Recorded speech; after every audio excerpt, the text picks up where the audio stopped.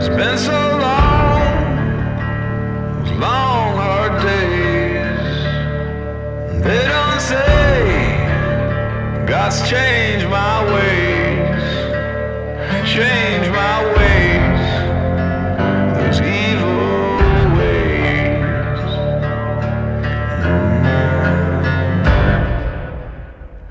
But I can't hide.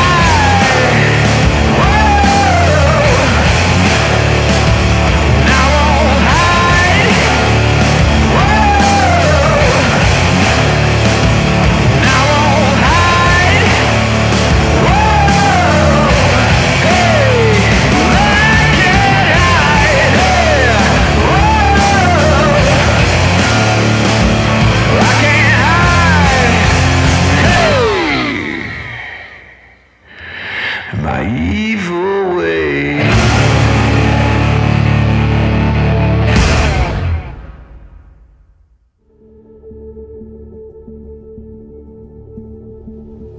And here we go. Hello and welcome to War of Galaxy Review, Alpha 0.8 version. I'm really proud to present the game that I made by combining the two favorite games, War of Galaxy and StarCraft 2. This is a strategy with wide opportunities. The player is presented with a large selection of spacecraft, each with unique combat capabilities. You can create a wide variety of strategic schemes for fighting. Thanks to a complex system of skills and upgrades, the game can significantly change to some extent in favor of a particular player, while the improvements themselves can affect both individual and unique abilities and the entire space fleet as a whole, as well as the improved buildings. Research can significantly affect the economy and military power of the player, and change the course of the battle between players itself. The player must choose what upgrades he needed for different maneuvers of the fleet. Now this mod is testing by several players for errors. The bug fixes will be corrected by me in the future, and the mod will be available for download soon. In this video I will tell you about different ship types, upgrades, buildings, abilities and many more. Let's say this is a small guide about how things work in here. You can see on the screen different type of ships that has their own mark.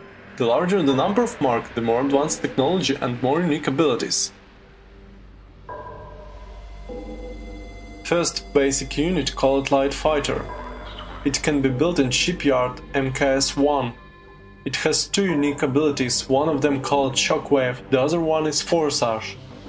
A group of ships can create a large amount of shockwaves, which can push apart enemy combat units in different directions while weakening the tactical system of ships. This also causing a failure in weapon system of heavier and slower ships, not allowing them to charge fire. Also, this ability can get rid of the pursuit, or use it to push the enemy fleet onto defensive ground turrets that inflict heavy damage on ships. The Forsage ability increases basic speed of fighters, making them the fastest ships in the game. This can help to avoid rapid fire and quickly retreat from the battlefield, or on the spot quickly break into enemy ranks.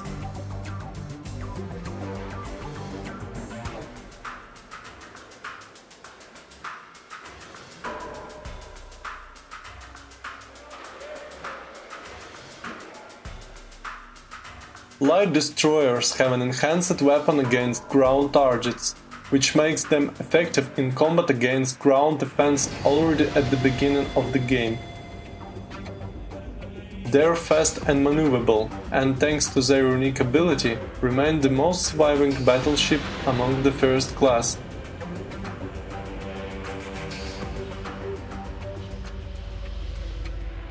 I must say that all ships except support ships in the first class do not restore energy for use of abilities.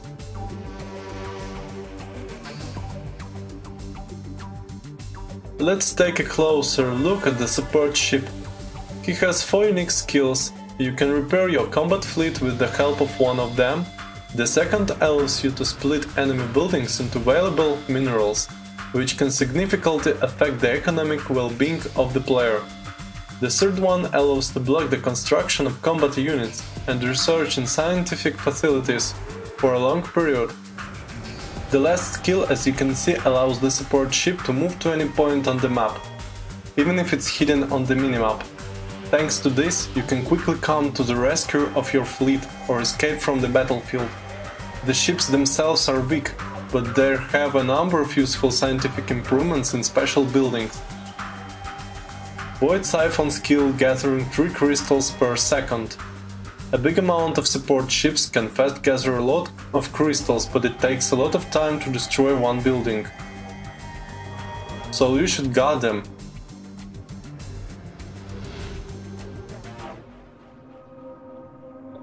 No, this is the only one and unique ship of its kind that does not improve at higher levels, either to the middle or the heavy type, and only this type of ships from the first series restores energy.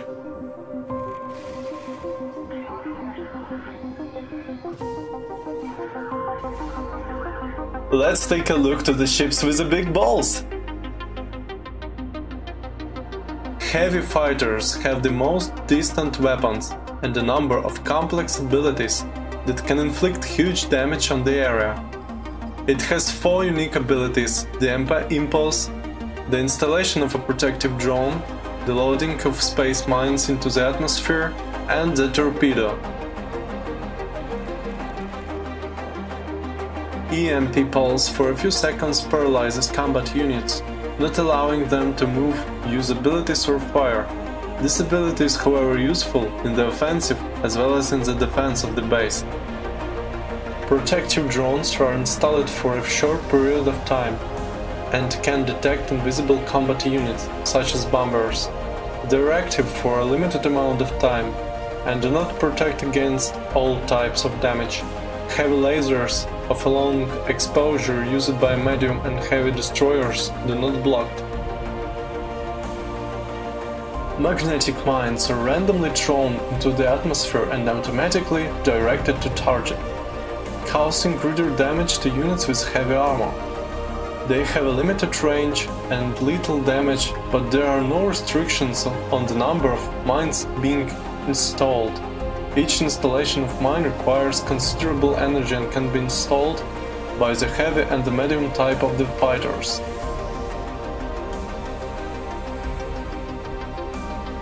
Heavy bombers are slow and not rotary ships, the least capable of causing massive damage to the enemy base and fleet.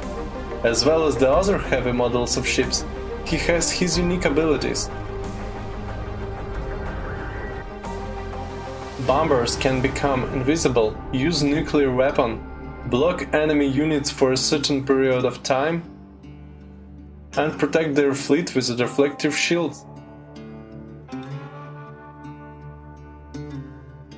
Build a nuclear missile in the supply center to nuke by a bomber.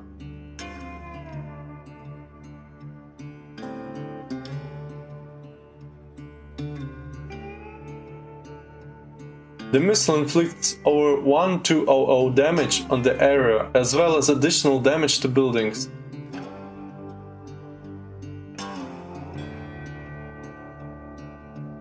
The reflective shield absorbs incoming damage, reducing the damage taken. Void Spheres allows you to block an enemy combat unit, depriving it of the ability to move and attack.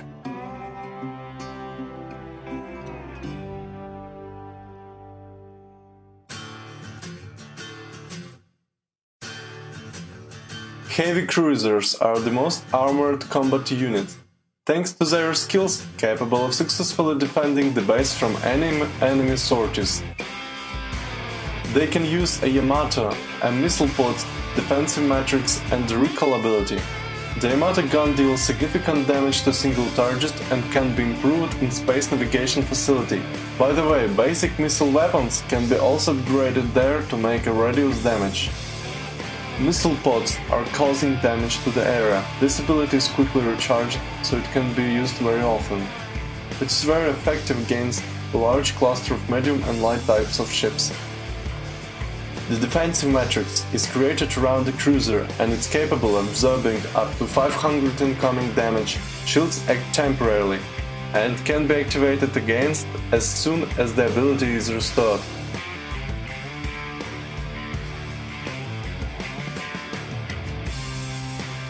The recall allows you to instantly transfer your troops from one point of the map to another, allowing you quickly defend your base anywhere on the map. Using just a couple of such cruisers, the allies are able to defend each other's base while one of them is on the mission.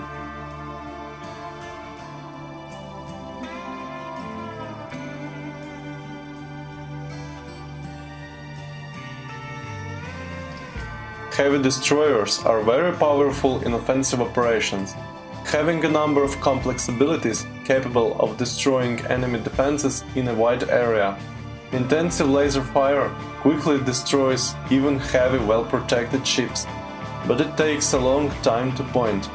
A less advanced version, mid-type of destroyers, does not require time for targeting, and also causes grid damage.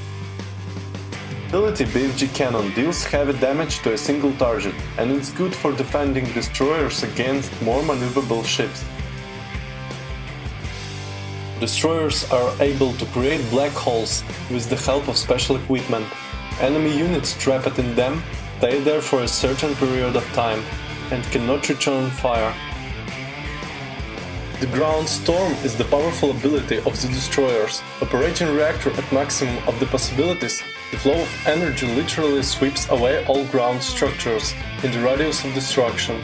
Several such ships capable of only a couple of minutes to destroy huge areas of protective or civil structures.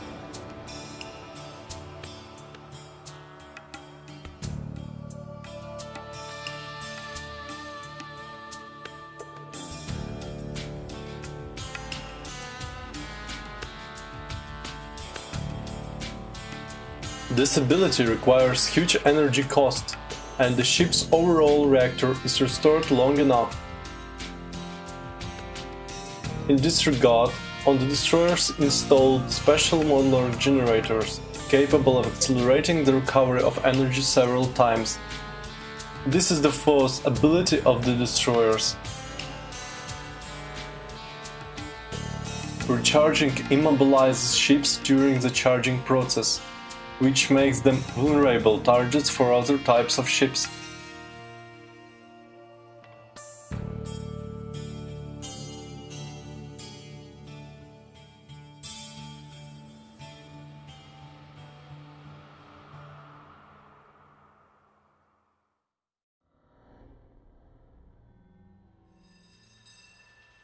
There are several main buildings in the game that produce a number of different improvements for the economy, fleet, buildings and general technical improvements affecting the individual characteristics of the units.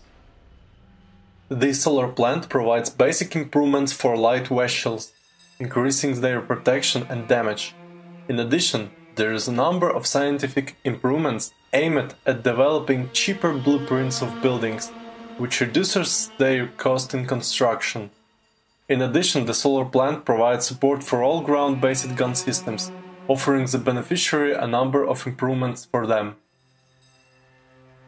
Space Navigation Facility is the last and most technologically advanced building. Improvements here are very expensive, but they affect almost all combat units of the fleet. Here you can increase the fleet's range of fire or overall speed of moving, learn additional weapons installed on heavy ships. The advanced upgrade for your heavy type ships of Mark III adds the last 4th level, giving a lot of extra armor. Tech Lab B produced basic updates to armor and weapons of all medium and heavy ships. Supply Center provides large economical improvements that affect the production of 3 main resources in the game: the crystal production, deuterium and dark matter. It increases the speed of automatic gathering systems and the amount of resource extraction. Also here you can learn the technologies of the accelerated production for the fleet. Supply Center can also scan map and detect invisible units. As I said earlier, the economy is represented by 3 basic resources involved in the construction of various buildings, defense and fleet. More advanced technologies are very resource intensive, Therefore, they require a particularly delicate approach to their player's economy. If the crystals and deuterium are involved in the construction of base units, for the more advanced ones, you will have to build several emulators of dark matter, producing a small amount of resource over a period of time.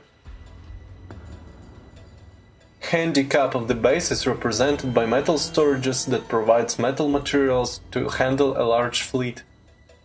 The max handicap is 300 for a player. Basing working drones build different buildings and defensive turrets, and also collect crystals. The deuterium gas and the dark matter are extracted automatically from the relevant sources. Headquarters makes improvements in metal storage, increasing the metal content in them, and also encourages work mills to speed up the collection of crystals.